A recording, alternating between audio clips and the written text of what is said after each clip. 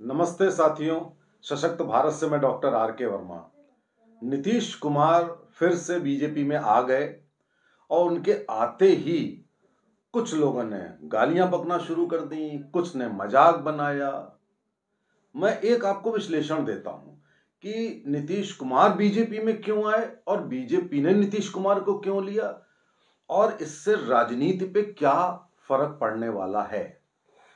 साथियों, आपने कौटिल्य का नाम सुना ही होगा। कौटिल्य यानी चाणक्य दुश्मन के खेमे में सेंध लगाते थे, जासूसों के जरिए तरह तरह से। और उनकी एक नीति होती थी कि दुश्मन के खेमे में कोई व्यक्ति यदि तुम्हें लाभ पहुंचाता है तो उसको अपने खेमे में शामिल करो। देखिए, राजनीति में और व्यक्तिगत जीवन में यह अंतर होता है कि राजनीति में आपको देश हित के लिए या कुछ लोगों के लिए, अपनी पार्टी के हित के लिए आपको ऐसे कार्य करने पड़ते हैं जिससे आपका दूरगामी लाभ हो। अब यही नीतीश कुमार 1.5 साल पहले लालू के साथ चले गए थे।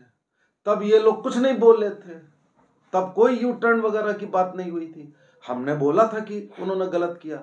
अब मैं आपको बताता हूं कि नीतीश कुमार तब क्यों गए थे लालू के पास और अब क्यों आए।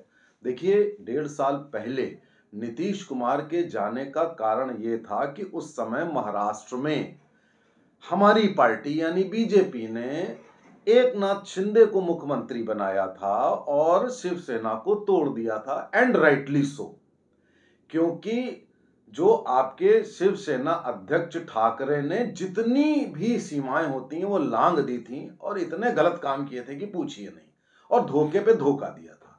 तो जाहिर सी बात है कि भाई उस खेमे में हमें सेंध मारनी थी, महाराष्ट्र में हमें लाभ लेना था। उससे डर कर नीतीश कुमार ने सोचा कि कहीं बिहार में भी बीजेपी ऐसा ही ना करे। वो डर गए, विरोधियों ने डराया, तो उन्होंने सोचा कि चलो उधर हो लेते हैं तो हमारे पास ज्यादा संख्या बल हो जाएगा। ऐसा कुछ नहीं होगा। बेमन से गए थे और ऐसी सोच में गए थे। अब इस समय वो क्यों आए? उस समय आने के पीछे नीतीश कुमार का कारण था कि जो इंडी अलायंस था उसमें उनको मालूम था कि ये बिल्कुल असफल है। आधे से ज्यादा लोगों ने साथ छोड़ दिया है। ममता बनर्जी ने, केजरीवाल ने, अखिलेश ने, सबने साथ छोड़ दिया है। कुछ होना हवाना नहीं है और उनको संयोजक भी नहीं बनाया गया था। और इसके अलावा फिर जब उन्होंने अपने बिहार में अपनी पोजीशन देखी तो उन्हें लगा कि ये जो लालू यादव की पार्टी आरजेडी, ये ज्यादा संख्या में बेटर प्लेस्ड है और अब ये हमें रिप्लेस करेगी। तेजस्वी मुख्यमंत्री बनेगा, अभी नहीं तो 25 में 100% बनेगा और हो सकता है उसके पहले ही बन जाए। और लोकसभा चुनाव में नीतीश कुमार की पोजीशन, जो 16 इनके एमपी थे उससे घट के 5-6 से ज्यादा नहीं आते। तो ये सोचा कि ये जो सौदा है ये बड़ा घाटे का है इंडिया अलायंस में रहना, और अगर हम बीजेपी में इस समय आ गए तो हम मुख्यमंत्री बने रहेंगे, नंबर 1, क्योंकि बीजेपी के पास और कोई विकल्प नहीं है। नंबर 2, हमारी पोजीशन बीजेपी के साथ, क्योंकि बीजेपी की लहर है, मोदी जी की लहर है, तो हमारे 16 के 16 सीटें मिल जाएंगी और हमारे एमपी बरकरार रहेंगे। तो यह सोच नीतीश कुमार की बिल्कुल ठीक थी। अब बीजेपी ने क्या सोचा? बीजेपी ने यह सोचा कि बिहार में, भाई देखिए, मुस्लिम और यादव बाहुल्य क्षेत्र है और तीसरा अति पिछड़ा वर्ग है। अति पिछड़ा वर्ग नीतीश के साथ रहता है, नीतीश जहां जाते हैं वहां जाता है। और नीतीश कुमार एक ऐसे व्यक्ति हैं जो अपने आप में बहुत ताकतवर नहीं है, लेकिन जब किसी के साथ मिल जाते हैं तो ताकतवर हो जाते हैं। ये खास बात है राजनीति की। जो जो छात्र हैं वो स्टडी, इस पर शोध करें कि एक ऐसा व्यक्ति जो 9वीं बार शपथ ले चुका है, उसके अपने ज्यादा ना एमएलए होते हैं ना एमपी होते हैं, और वो जब किसी से मिल जाता है तो वो कैटलिस्ट है, वो अपने आप उसकी शक्ति बढ़ जाती है बहुत ज्यादा। अब ये बीजेपी के साथ आ जाएगा तो नीतीश कुमार की फिर से शक्ति बढ़ जाएगी। अति पिछड़ा वर्ग उनके साथ भी आएगा और बीजेपी के साथ भी आएगा, तो बीजेपी को भी फायदा और इनको भी फायदा। बीजेपी को यह भी काम करना था कौटिल्य नीति के तहत कि दुश्मन के खेमे में सेंध लगानी थी। नीतीश कुमार जो कि ये सोच रहे थे कि ये इंडी अलायंस के मुखिया बनेंगे, प्रधानमंत्री पद के उम्मीदवार होंगे, तो इसी को उखाड़ दो वहां से तो वो हेडलेस हो जाएगा इंडी अलायंस। और बिल्कुल सच में साबित हुआ कि आज इंडी अलायंस हेडलेस लग रहा है। राहुल गांधी को आप छोड़ दीजिए, वो गांधी परिवार वो ऐसे ही है, कांग्रेस को आप छोड़ दीजिए।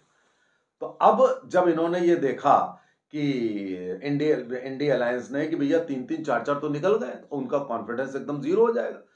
तो बीजेपी की ये सोच बहुत ही मास्टर स्ट्रोक थी कि हमें केवल अपनी स्ट्रेंथ पे जीतना, ये तो सही बात है, करना चाहिए, लेकिन हमें दुश्मन के खेमे में भी सेंध लगानी है।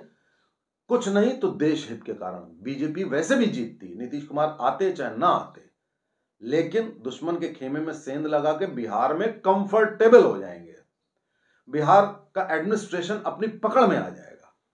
महबूबा के साथ हमने, महबूबा जैसी देशद्रोही के साथ सरकार बनाई थी कश्मीर में, क्या हुआ उसके, तभी 370 हम हटा पाए, वरना नहीं हटा पाते। तो हमें ऐसी नीतियां अपनानी पड़ती हैं, भगवान राम की तरह विभीषण की मदद लेनी पड़ती है। तो अब नीतीश को लिया है तो बिहार हमारे पूरे कंट्रोल में है। 25 में हम देखेंगे कि हमारी रणनीति क्या कहती है, लेकिन हमें केवल चुनाव जीतना नहीं है, हमें हर राज्य में जीतना है। हमें 400 से ज्यादा सीट लानी है ताकि राज्यसभा में हमारी मेजॉरिटी रहे और हम सारे बिल, सारे कानून पास कर सकें।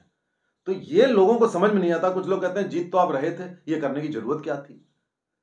ये करने की बहुत ज्यादा जरूरत थी, और ऐसे व्यक्ति को लो जो लेने लायक हो। अब नीतीश कुमार के ऊपर कोई भ्रष्टाचार का आरोप तो है नहीं, आज तक भ्रष्टाचार का आरोप नहीं लगा नीतीश कुमार के ऊपर। तो फिर ऐसे व्यक्ति को, अब भाई तेजस्वी और अखिलेश को तो नहीं ले रहे हैं ना, तो अब ऐसे व्यक्ति को जो ये इधर उधर करता है, इसको ले करके दुश्मन में के खेमे में हड़बड़ी मचा दो, भगदड़ मचा दो, तो इससे बढ़िया क्या नीति होगी? तो मैं समझता हूं कि आप लोगों को यह समझना बड़ा आवश्यक है कि नीतीश कुमार को क्यों लिया गया और नीतीश कुमार से क्या फायदा होगा, नीतीश कुमार को क्या फायदा होगा, ये भूलते हुए कि ये यू टर्न स्पेशलिस्ट है, वो तो है ही, लेकिन उसके फायदे नुकसान देखना राजनीति में ये बहुत आवश्यक होता है, और इसके दूरगामी परिणाम दसियों साल तक आपको देखने को मिलेंगे। नमस्कार, जय हिंद।